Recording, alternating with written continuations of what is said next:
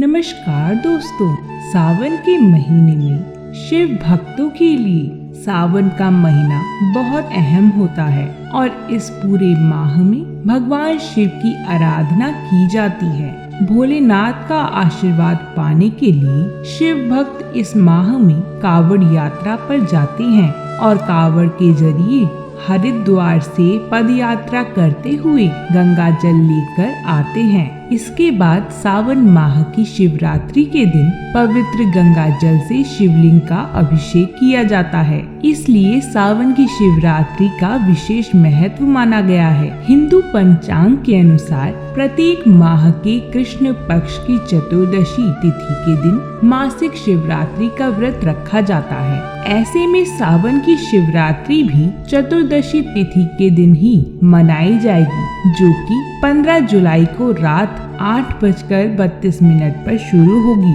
और इसका समापन 16 जुलाई को रात 10:08 पर होगा। भगवान शिव की पूजा निशिता काल में की जाती है और इसीलिए शिवरात्रि का पर्व 15 जुलाई 2023 को मनाया जाएगा। धार्मिक मान्यताओं के अनुसार जब समुद्र मंथन से विष का कलश निकला था, तब भगवान शिव ने सृष्टि को बचाने के लिए उस विष का पान किया था। उस दौरान सावन का महीना था और विष की जलन के प्रभाव को कम करने के लिए देवताओं ने भोलेनाथ पर जल अर्पित किया था। इसीलिए सावन का महीना और इस माह में आने वाली शिवरात्रि का लोगों के बीच विशेष महत्व माना गया है। कहते हैं कि सावन शिवरात्रि के दिन शिवलिंग पर जल अर्पित करने से भक्तों के सभी कष्ट दूर होते हैं और सभी रोगों से भी मुक्ति मिलती है। आइए सुनते हैं सावन शिवरात्रि की व्रत कथा। एक समय में चित्रभानु नाम का एक शिकारी रहा करता था। वो शिकार करके अपना घर बार चलाता था। शिकारी के ऊपर साहूकार का काफी कर्जा था और वह कर्जा नहीं चुका पा रहा था। इसी के चलते साहूकार ने उसे बंदी बना लिया। इस दिन शिवरात्रि थी। उसने दिन भर शिव का स्मरण किया और उपवास भी किया। ऐसे ही पूरा दिन गुजर गया। शाम को साहूकार ने चित्रभानु को एक दिन का समय और दिया कर्ज चुकाने के लिए और उसे छोड़ दिया। कर्ज चुकाने के लिए चित्रभानु पूरा दिन बिना कुछ खाए पिए जंगल में शिकार ढूंढने लगा। ऐसे ही शाम निकल गई और रात हो गई। इसके बाद वो रात बिताने के इंतजार में बेल के पेड़ पर चढ़ गया। इसी पेड़ के नीचे शिवलिंग था। बिना जाने शिकारी बेलपत्र तोड़ तोड़कर नीचे की तरफ गिरा रहा था, जो कि संयोगवश शिवलिंग पर गिर रहे थे।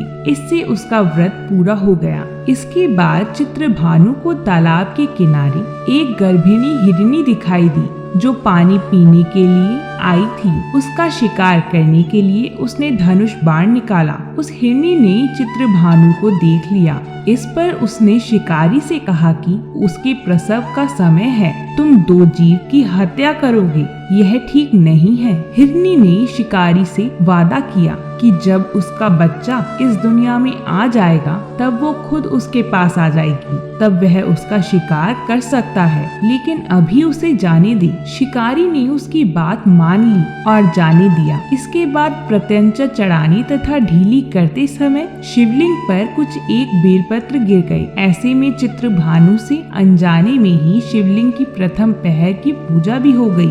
कुछ समय बीता। शिकारी को एक और हिरनी दिखी जो वहाँ से जा रही थी। उसे देखकर शिकारी बहुत खुश हुआ और शिकार करने के लिए तैयार हो गया।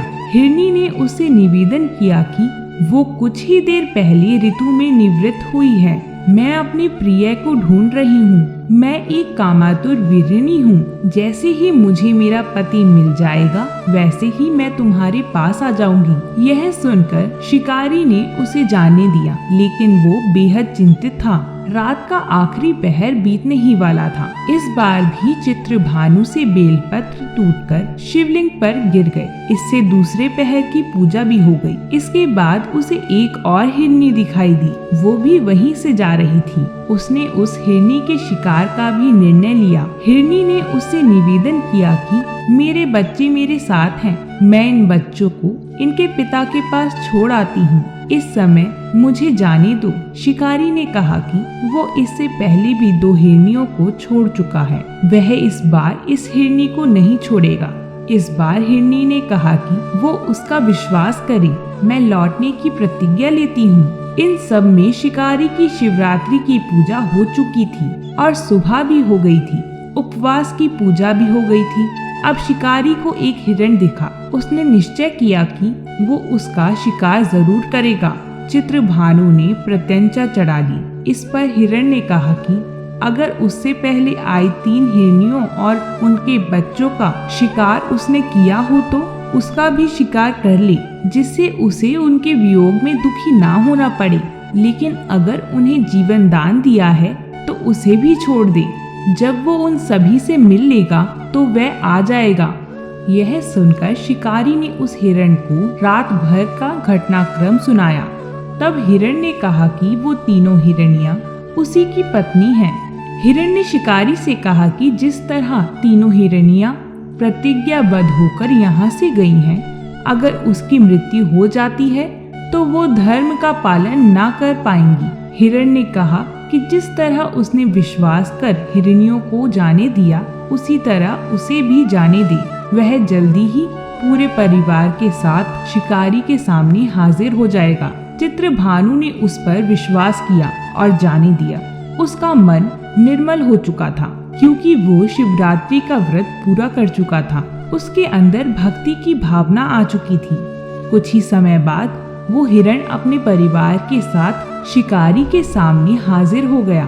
उनकी सत्यता, सात्विकता एवं प्रेम भावना देखकर शिकारी को बेहद आत्मग्लानि हुई। इस भाव में उसने जीवों को जीवन दान दे दिया। व्रत पूरा करने से चित्रभानु को मोक्ष मिल गया। उसकी मृत्यु के बाद उस शिकारी को शिवगण अपने साथ शिवलोक ले गए। सावन शिवरात्रि के दिन इस कथा का पाठ करने एवं सुनने से शिव कृपा का बड़ा ही उत्तम फल प्राप्त होता है। शिव पुराण में बताया गया है कि जारी अनजारी में भी जो मनुष्य और जीव सावन शिवरात्रि का व्रत कर लेता है, वह शिव कृपा का भागी बन जाता है और उससे यमराज के दूत भी दूर रहते हैं। इसलिए सावन शिवरात्रि व्रत में शिव भक्तों को शिवरात्रि की व्रत कथा को जरूर सुनना चाहिए। ऐसी ही आगे आने वाली व्रतों से जुड़ी जानकारियाँ और व्रत में सुनी जाने वाली कथाओं के लिए हमारे चैनल पर्व रहस्य और त्योहार को सब्सक्राइब जरूर कर लें। आपको सभी वीडियोस समय अनुसार मिलती रहें, इसके लिए बेल आइकॉन यानी घंटे के बटन को भी जरूर दबा दें। वीडियो अच्छी लगी हो तो कमेंट में हर हर महादेव जरूर लिखिएगा। हर हर महादेव।